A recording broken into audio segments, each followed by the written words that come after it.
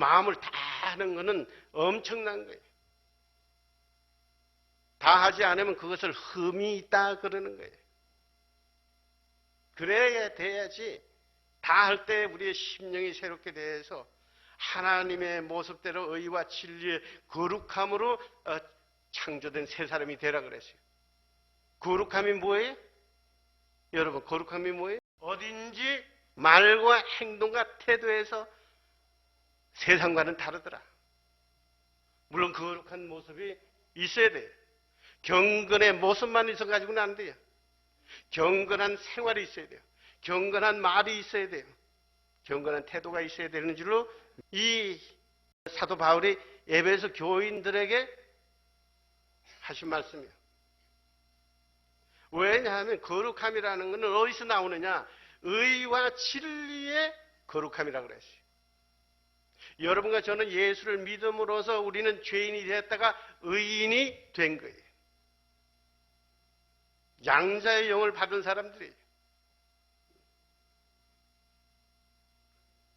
새 사람은 믿지 않은 사람이 아니라 바로 모든 생활과 행실에 있어서 새롭게 되어야 될 줄로 믿습니다.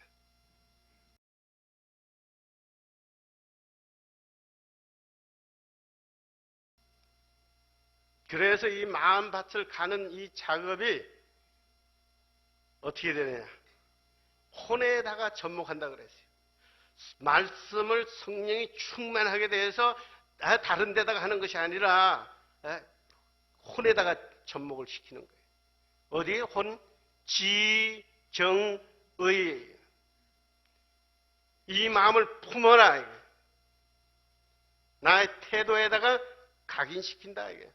품성 개발한다고 할 때에 이것은 바로 마음에 심겼다, 심었다. 마치 우리가 대구 사과와 그 다음에 제주도에 무슨 다른 어떤 그 과일 나무를 갖다가 그걸 요새 잘하는 수술로 하지도 않아요. 그냥 두 나무를 잘라가지고 그걸 갖다가 옆에다가 붙여가지고 매놓기만 해도 그 양분을 서로 나누면서 새로운 과일이 나는 것처럼 하나님의 말씀과 성령님이 우리의 양분이 되게 되면 바로 그것을 접목이고 각인하는 것이고 그 다음에 이식한다. 임플란트라고 그래요. 심기었다. 그냥 심는 게 아니에요. 어디다가 심어요? 딱딱한 그 마음 바탕에다가 심는 게 아니에요. 못된 그 마음보에다가 그냥 심는 게 아니에요. 그 마음밭을 갖다가 바위돌 같은 마음, 가시덤불로 서로 경쟁하고 서로 질투하고 시기하고 그 마음을 뒤집어서 그 다음에 보드랍게 만들 때에 열매가 맺는 거예요. 그 가는 작업이 바로 품성 개발이에요. 여러 가지 방법이 있어요. 암송하고 개인하고 되새김질하고 이렇게 해서 우리의 혼이 점점 자라게 되어서 우리 생활에서 그리스도의 향기가 나타나는 거예요. 그러면 혼의 접목을 하게 되면 여기에 과일을 많이 맺는다고 성경은 가르쳐주고 있어요. 그래서 품성이다 그러면 원래 헬라 말에서 나왔어요.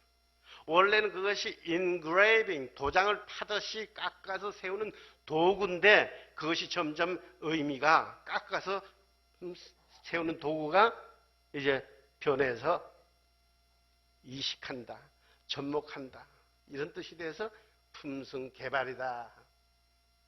이미 여러분과 저는 예수 그리스도를 믿음으로써 그리스도의 보혈로 우리는 이미 어떻게 됐어요? 깨끗함을 지음을 받았어요. 그런데 계속해서 세상에 살면서 세상의 유혹과 세상의 가치관과 세상의 모든 이런 것이 우리에게 유혹하여서 세상에 물들게 되어 있다 이게. 그럴수록 우리는 가지에 붙어가지고 있어야지. 그래야지 열매를 많이 맺는다 그랬어요. 여러분들이 다 아까 복 받기를 원한다 그랬어요. 근데 복 중에 어떤 복이 최고인 줄 아세요? 하나님을 만나는 복이 최고의 복입니다. 성경 말씀에 그러지 않았습니까? 마음이 청결한 자는 복이 있나니 저희가 하나님을 볼 것이요. 그런데 어떤 사람은요, 하늘나라는 예수를 믿으면 하늘나라는 가요. 성경은 그렇게 해놨으니까. 그런데 가가지고도 못 찾는 사람이 있을까봐 나는 걱정이 되네요. 왜? 마음이 청결한 자만, 거룩한 사람, 바깥 모양만 아니고 내 내면에 청결하고 흠이 없고 깨끗하고 할 때에. 그래서 베드로 전서 3장에 볼 것 같으면 우리가 세례에 대해서 가르치면서 세례라는 것은 어떤 물러서 하는 것이 아니라 우리의 선한 양심이 하나님을 향해서 찾아가는 것이라 그랬어요. 이게 다 품성에 대한 성경의 가르침이에요. 그러니까 오직 너희를 부르신 우리의 하나님의 거룩하신 하나님처럼 우리의 행실에 거룩한 자가 되라 그랬어요. 나는 여러분 한 사람 한 사람을 모릅니다. 여러분들이 스스로 진단을 해요. 왜냐면 의사한테 가게 되면 의사가 여러분 관상 보고는 어디가 아프네요. 그럽니까? 뭐라고 물어요 제일 먼저? 어떻게 오셨습니까? 어디가 아픕니까? 자기가 스스로 진단을 해야 돼요. 그래서 이 모든 문제를 볼 것 같으면 근본적으로 교리적으로도 마찬가지예요. 이거는 전부 품성에 관한 문제예요. 이제 여러분에게 지난번처럼 좀 도전을 했어요. 아무리 과학이 발달되고 교육이 발달되고 해도요, 오늘날 자녀 키우는 문제, 우리가 살아나가는 문제가 더 악하고 더 힘들고 어렵습니다. 여러분, 에이브라임 링컨 그러면 제일 먼저 생각나는 게 뭐 있다 그랬어요? 뭐예요? 노예 해방. 나는 저렇게 답해주는 사람이 너무너무 고마워. 그런데요, 우리나라에서는 노예 해방이라 그래요. 제가 배울 때도 노예 해방이라고 배웠어요. 근데 미국에서는 그렇게 안 가르쳐요. 교육의 방법이 달라요. 여기 아는 사람이 있을 거예요. 뭐라고 가르쳐요? 노예 해방이 아니고요. 정직한 아브라함을 가르쳐요. Honest Abe. 왜냐하면 우리는 결과 위주예요. 성공 위주예요. 성취 위주예요. 그런데 성취가 중요하고 결과가 중요하고 하지만 성공이 중요하지만 그 모든 성공과 성취와 결과는 어떻게 해서 이루어지는가? 그냥 되는 것이 아니라 그 밑에 깔려있는 그 인성과 인격과 품성과 이런 것으로 인해서 성취를 할 수가 있는 거예요. 에이브라함 링컨이 왜냐하면 어릴 때부터 그 마음에 정직한 영이 있었기 때문에 노예를 해방을 시킨 거예요. 정직한 이 마음이 없는데, 그리스도의 마음이 없는데 어떻게 해서 다른 사람들도 예수 믿는 사람이 그때 많았는데 왜 에이브라함 링컨은 그렇게 노예를 해방시킬 수 있었는가? 그에게 정직한 영이 들어있어요. 정직한 생각이 들어있었단 말이에요. 혼에. 그래서 하나님의 다 같은 피조물인데 흑인이라서 노예가 되고 백인이라서 이렇고 그게 아니다.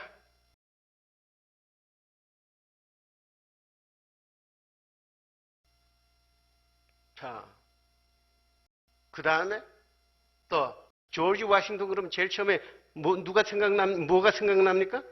누구요? 조지 워싱턴이? 뭐래? 네? 나무 찍은 거. 네. 또 일반적으로 우리는 학교에서 뭘 가르칩니까? 조지 워싱턴이 누구예요? 미국의 초대 대통령이에요. 초대 대통령이 훌륭하고 기억해야 할 거예요. 그런데 미국에서는 유치원서부터 그렇게 가르치지 않습니다. 뭐라고 가르치는가? 조지 워싱턴은 조실부모하고 12살 때부터 자기가 스스로 100가지의 예의 규범을 쫙 적어서 그것을 하루하루 실천해 나가서 성공한 사람이에요. 그 중에서도 제일 겸손한